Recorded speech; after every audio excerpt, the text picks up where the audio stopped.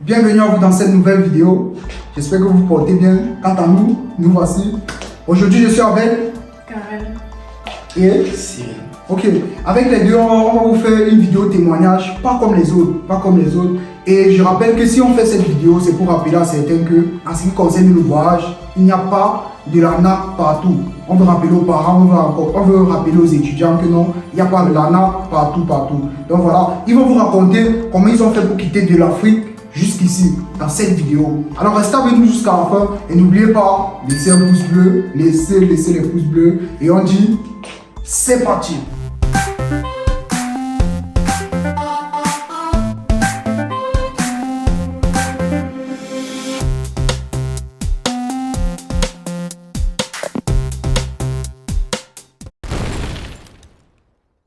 Salut à tous, moi c'est Karen, je suis de nationalité camerounaise et je suis en Turquie depuis un mois, 2 semaines déjà. Ok, moi c'est Cyril, je mes légumes, c'est Cyril, je suis camerounais également, je l'ai fait il y a un mois et demi en Turquie, à Karabou précisément.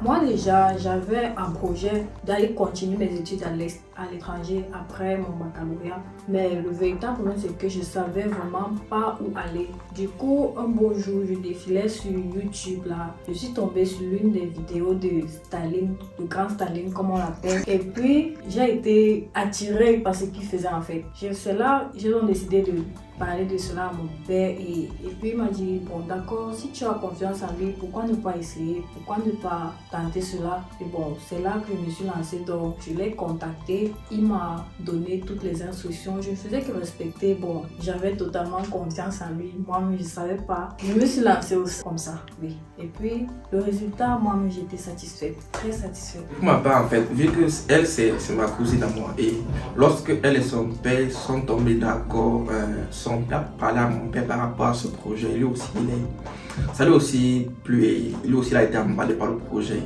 J'ai aussi suivi, donc c'est pas grâce à elle que je suis aussi ici.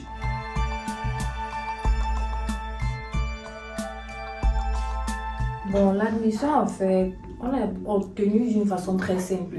D'ici, Staline nous contactait depuis notre pays, depuis le Cameroun. Il nous disait j'aurais besoin peut-être de la photocopie de votre acte de naissance, photocopie de votre diplôme et tout ça, bon, chose qu'on a juste faite. Et puis il y avait les frais, oui bien sûr, normalement, des frais qui nous a demandé, on a envoyé tout ça. Et puis après maximum 2 semaines, on a obtenu notre admission qui devait nous servir pour aussi constituer le dossier pour l'obtention du visa. Alors, je vous donne un peu plus d'éclaircissement et déjà je tiens à informer que dans cette vidéo, au fur et à mesure qu'on avancera, je vous expliquerai comment la procédure se passe du début à la fin. Vous voyez, quand vous venez et on travaille ensemble. Ici, donc, on est avec l'admission comme ils expliquaient et ce qu'ils voulaient par là dire, c'est que premièrement, j'envoie une liste de documents et informations à fournir ainsi que les frais à envoyer. Et une fois que je les ai, vous auriez votre admission après 2 semaines maximum. 2 semaines, c'est le maximum. J'aimerais bien préciser. L'admission peut faire quelques jours, ça peut faire 1 semaine, ça peut faire maximum 2 semaines.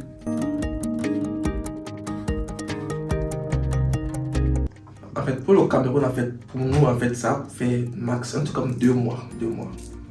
Oui, nous sommes au Cameroun, ça a mis 2 mois. Bon, ça doit être différent pour les autres pays, mais au Cameroun, pour nous, ça a mis 2 mois. Bon voilà, ici, ce que vous devez savoir, c'est qu'une fois que je vous ai envoyé votre admission, maintenant, il y a une période, vous avez par exemple 1 mois pour réunir tous les documents de l'ambassade qu'il faut. Et j'aimerais rappeler que je vous dirige, je vous dis comment il faut faire pour réunir pour avoir tel document et ainsi de suite. La durée de la demande de visa dépend du pays. Dans les cas, ils viennent du Cameroun. Si par exemple vous venez du Tchad ou bien vous venez du Sénégal et tout, la durée n'est pas pareille. Dans les autres pays, ça ne dure pas, mais dans d'autres pays, ça dure vraiment, comme le cas du Cameroun, que ça fait 2 mois et demi, 3 mois. Donc dans votre pays, probablement ça peut faire quelques jours, comme ça peut faire 1 semaine, 2 semaines et ainsi de suite. Ça dépend de votre pays. Oui, comme je disais au début, en fait, elle c'est ma cousine, donc c'était un peu similaire au fait.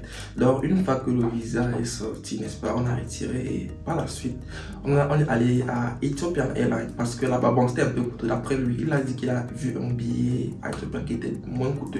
Bref, c'était une compagnie moins coûteuse. On est allé à Ethiopian, on a payé, on a acheté nos billets et le billet c'était pour le lendemain. Donc c'était un peu ça en fait, classique, free. Et aussi après cela, on a envoyé les frais relatifs au logement. Donc, question d'arriver et maintenant dormir chez soi, donc pour ne pas rester là et padrouiller encore. Donc. Bon, ici, une fois que vous avez obtenu votre visa, avec vos parents ou bien avec vous, on calcule les frais de tout ce qu'il faut ici sur le territoire, c'est-à-dire les frais liés au logement, les frais liés à tout ce qui concerne l'université, dont les inscriptions et tout. En fait, tout ce qu'il y a lieu à faire ici en Turquie, là, on calcule avec vos parents ou bien avec vous. Et je rappelle, il y a cette transparence-là avec moi parce que je vous dis tout ce qu'il faut et comment on va procéder du début jusqu'à la fin. Et là, vous voyez d'où votre argent part, vous voyez. Donc, je ne vante rien, je vous donne ce qui est et ce qui est ici. Et je vous donne les frais liés à cela. Et là, on calcule tout et vous m'envoyez les sous. Et de là, une fois que j'ai les frais, je commence à chercher l'appartement ou bien le dortoir. Et une fois que c'est trouvé, vous achetez vos billets d'avion vous-même. Je ne prends pas l'argent de vos billets d'avion, non. Je ne veux pas que je prends votre argent et après vous partez voir les prix sont ceci, les prix sont cela, ou bien les prix sont bas là-bas. Les prix sont bas et vous venez un peu dire, voilà, il a pris notre argent alors que tout ça. Non, je ne prends pas votre argent du billet d'avion. Je vous dis comment on fait. Comme eux, j'ai juste regardé dans la compagnie Ethiopian Airlines, j'ai vu un billet moins cher. Je les ai dit, allez acheter là-bas, sur telle place, vous voyez. Eux-mêmes, ils sont partis et avec leurs parents, les parents ont décaissé l'argent eux-mêmes au niveau de la compagnie. Donc, c'est un peu ça, l'après-visa. Une fois qu'ils ont les billets d'avion, le jour du voyage, je dis également comment il faut faire au niveau de l'aéroport et tout. Et toujours, on reste toujours en contact. Vous voyez, on est toujours en contact parce qu'au même moment qu'ils m'écrivent, j'ai répondu. Là, c'est comme ça, je ne vous lâche pas. Je suis avec vous du début jusqu'à la fin. Vous voyez, donc c'est chargé toujours le téléphone sur moi et tout et tout. Donc voilà, c'est un peu ça, l'après-visa. Une fois à l'aéroport d'Istanbul, Staline nous est attendu juste à l'entrée là. On est arrivé et puis on l'a rencontré.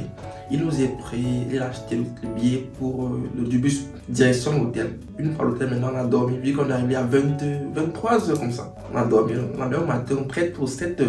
On est sorti avec lui. Il nous a fait visiter un peu Istanbul et on a pris des photos, on allait dans les restaurants. En fait, c'était du ouf en fait. Donc c'était vraiment. Donc c'était magique en fait, c'était très magique. Donc c'était un peu ça.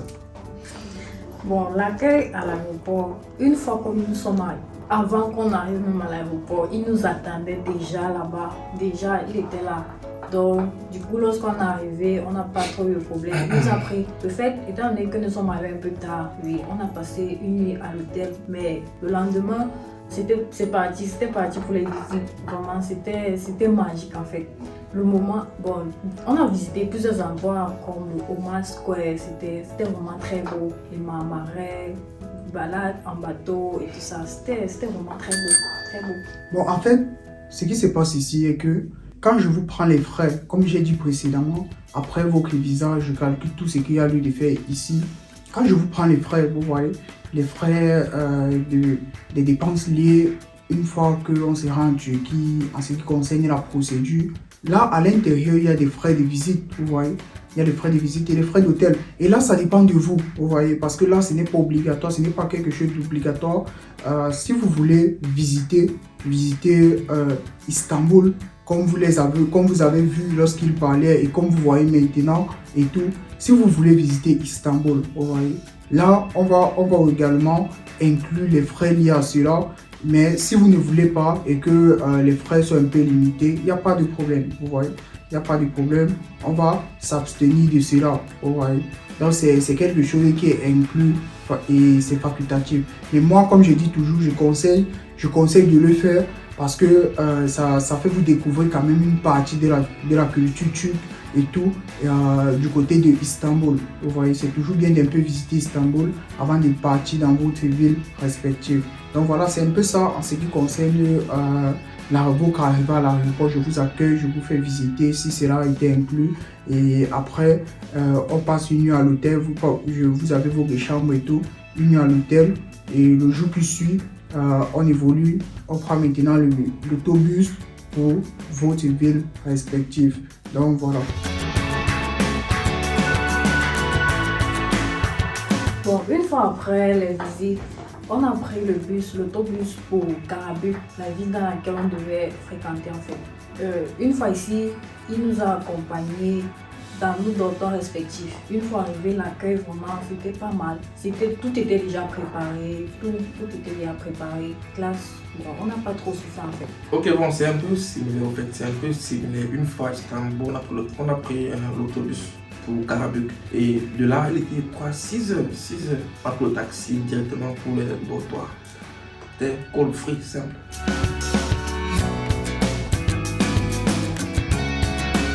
Ok, en fait, et une fois après, on a entamé l'inscription à l'université. Et c'était simple en fait, et rapide aussi. 2 jours après, là, il nous appelle à l'université, on est parti à l'université, on s'est inscrit. Bon, il y a une paperasse là qu'il a. Chez lui, il a tout géré ça en fait. Il a tout pris nos photos, copies d'attestation et tout, il a tout géré le reste. Et on a fait un truc comme 4 jours après, on a commencé le Tomé en fait. Tomé, c'est le cours de langue. Là maintenant, on est déjà 1 mois, une semaine au Tomé. Donc c'est un peu ça, donc ça court en fait, ça court. Donc voilà, en fait, ce qui se passe après Istanbul, c'est que une fois qu'on arrive dans vos villes respectives, bon, tout est déjà prêt, vous voyez. Tout est déjà prêt en ce qui concerne l'appartement et en ce qui concerne le dortoir. On a déjà préparé les appartements pour vous ou le dortoir pour vous. Vous voyez, vous arrivez, vous vous installez juste à l'aise, la belle vie. Donc voilà, c'est juste ça. Et après, maintenant que vous êtes arrivé dans vos villes respectives, là, vous restez peut-être 1 ou 2 jours pour vous reposer. Et après ça, on engage avec l'inscription à l'université. Mais au niveau de l'inscription à l'université, comme je vous ai dit, je vous évite toutes sortes de souffrances, vous voyez. Donc vous n'êtes pas là pour marcher avec moi, voilà, il faut légaliser ça, non. Je prends vos documents, je ne vais pas légaliser. Et je gère tout ce qu'il y a à gérer. C'est juste quand il faut à tout prix que vous soyez là, que vous êtes là. C'est ça qui fera que les choses seront rapides. Comme vous avez vu, ça s'est passé avec eux. Donc voilà, c'est un peu ça après Istanbul. Ok, pour la carte de résidence, c'était un peu cool en fait. C'était un peu... Voilà, en ce qui concerne la carte de résidence, vous avez vu la vidéo à couper. Bon, en fait, quand on a enregistré, la cam a eu un petit problème et c'est la raison pour laquelle ça n'a pas fini d'enregistrer ce qu'il parlait et tout. Bon, voilà, en ce qui les concerne, ils sont en attente présentement. On a déjà déposé le dossier et tout, et là on attend. Et j'aimerais préciser qu'en ce qui concerne la carte de résidence, c'est après les inscriptions à l'université qu'on entame le dossier de la carte de résidence. Une fois que vous êtes inscrit à l'université, que vous avez commencé le cours, vous avez un numéro étudiant et c'est grâce au numéro étudiant qu'on peut prendre rendez-vous pour la carte de résidence et tout. Donc voilà, ça, là j'entre trop dans les détails, mais sachez juste qu'après votre inscription à l'université, on entame avec la carte de résidence. Donc ils sont là depuis 1 mois comme ils vous ont dit et présentement ce n'est pas encore sorti parce qu'on a déposé il y a de cela presque 3 semaines et là ils sont en attente, vous voyez. Donc c'est un peu ça.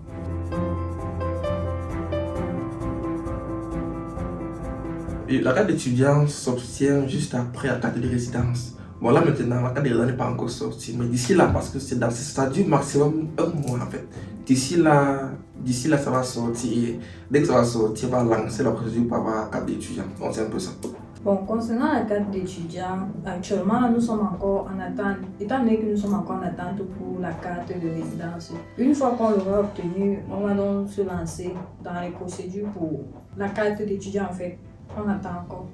En ce qui concerne la carte étudiant, comme ils l'ont dit, c'est après votre carte de résidence. Et pour faire cela, c'est très simple, vous voyez, c'est très simple. Parfois, je n'ai même pas besoin de vous aider. Vous-même, à ce moment-là, vous le saurez déjà. Vous voyez, c'est très simple. Vous partez juste changer vos numéros et tout. Bon, je n'entre pas dans les détails, mais sachez que c'est vraiment simple, vous voyez. Et une fois que vous avez fait ce qu'il faut au niveau de l'université, votre carte étudiant sort après 2 semaines ou bien 1 mois. Donc c'est un peu ça. C'est quelque chose d'assez simple, mais comme j'ai dit, moi je suis là. En ce moment-là, si vous avez besoin d'aide, je vais vous aider pour faire votre carte de résidence sans problème, vous voyez. Parce que c'est quelque chose de très simple. Donc, c'est un peu ça en ce qui concerne la carte de résidence, la carte étudiant.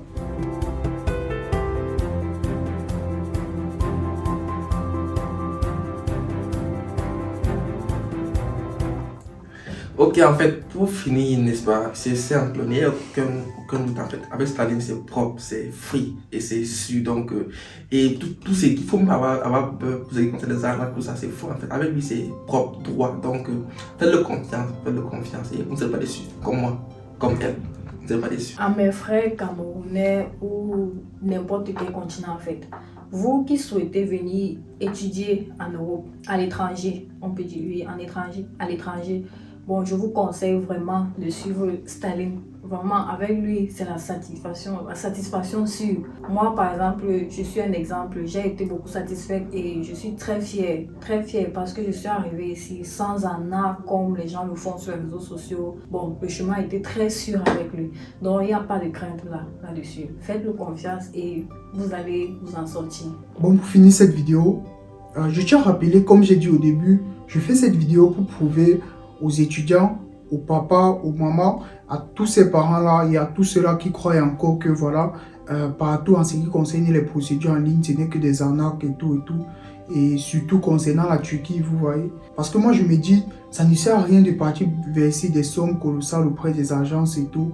Et après, vous n'êtes pas satisfait, vous voyez, vous n'êtes pas satisfait. Alors que vous pouvez venir, on travaille ensemble. Parce que je tiens à rappeler que quand vous venez pour que je gère vos procédures, on travaille ensemble, vous voyez. On travaille ensemble. Et là, ça vous coûte bien plus moins cher, vous voyez. Parce que qu'on ne se mente pas dans la vie, le plus important, ce n'est qu'une question d'information. Quand on n'a pas les informations, on est dans le flou. Moi, je vous dis donc, si vous venez, on travaille ensemble, les choses se feront rapidement et bien.